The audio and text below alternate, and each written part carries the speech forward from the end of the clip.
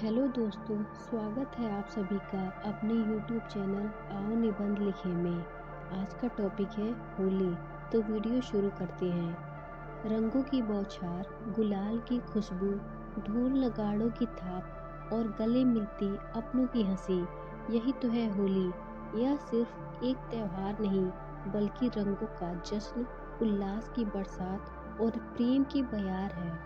भारत के हर गली मोहल्ले में यह उत्सव फाल्गुन मास की पूर्णिमा को धूमधाम से मनाया जाता है।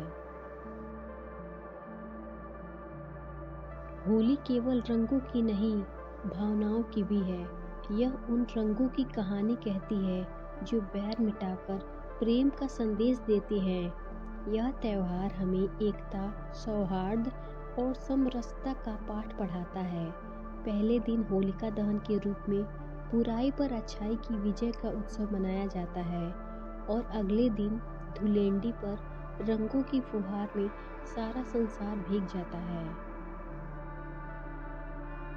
होली का धार्मिक और सांस्कृतिक महत्व। होली केवल रंगों का नहीं बल्कि बुराई पर अच्छाई की जीत का प्रतीक भी है। होलिका दहन यह दर्शाता है कि असत्य और अन्याय की उम्र ज्यादा लंबी नहीं होती, अंततः सत्य की ही विजय होती है। यह पर्व समाज में सद्भाव, मेल-जोल और आपसी प्रेम को बढ़ावा देता है।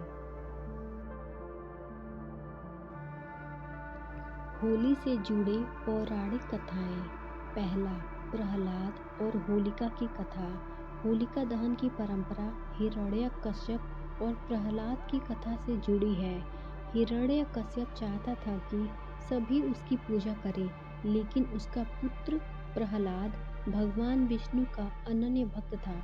क्रोधित होकर उसने अपनी बहन होलिका को प्रहलाद को गोद में लेकर अग्नि में बैठने का आदेश दिया, क्योंकि होलिका को अग्नि से न जलने का वरदान था। लेकिन भगवान की कृपा से प्रहलाद बच गया और होलिका जलकर भस्म हो गई। तभी से इस दिन होलिका दहन की परंपरा चली आ रही है।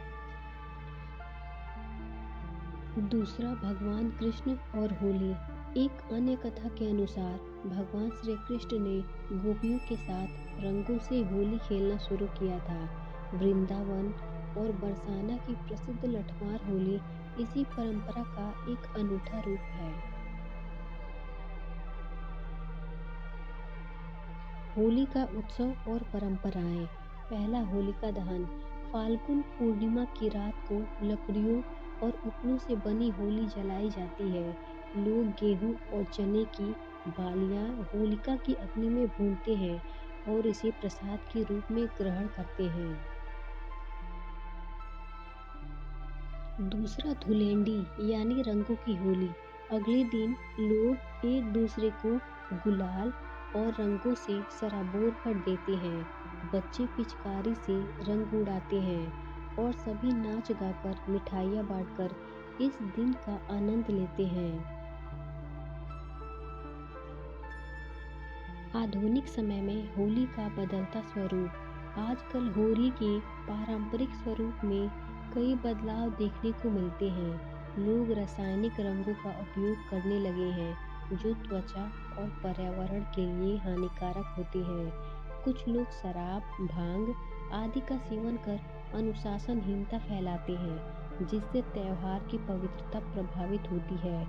हमें इन बुराइयों से बचते हुए होली को पारंपरिक और सभ्य तरीके से मनाना चाहिए। उपसंहार। होली केवल एक त्योहार नहीं बल्कि उमंग, उल्लास और भाईचारे का प्रतीक है। हमें इसे प्रेम पूर्वक और सादगी से मनाना चाहिए, जिससे इसकी पवित्रता और सामाजिक महत्व बना रहे। यह त्योहार समाज में प्रेम और सौहार्द को बढ़ावा देता है और सभी को आपसी भेदभाव भूलने की प्रेरणा देता है। उम्मीद है आपको ये वीडियो पसंद आया होगा। इसे लाइक करें, शेयर करें। ऐसे ही वीडियोस के लिए हमारे चैनल को सब्सक्राइब करें।